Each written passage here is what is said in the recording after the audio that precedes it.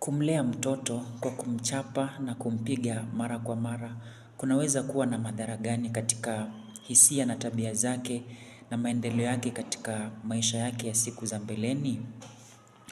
Hizi hapa ni baadhi ya madhara ambayo yanaweza yakampata.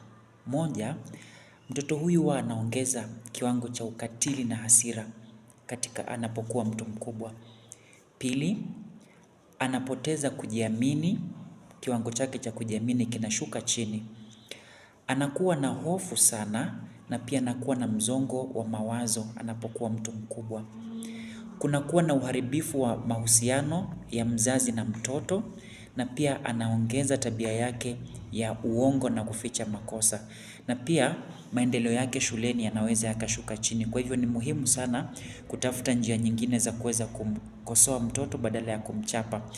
Unaweza ukatumia mazungumzo, ushauri, sheria zinaweza zikawekwa wazi ili ajue kwamba hizi ndizo sheria na hafai kuvunja. Pia unaweza kupongeza tabia zake nzuri na kutumia njia nyingine za kuadhibu ambazo sio za kumpiga. Kwa mfano kumkazia kile ambacho anakipenda ili aweze kuwa na motisha kufanya kile ambacho kinafaa. Asante.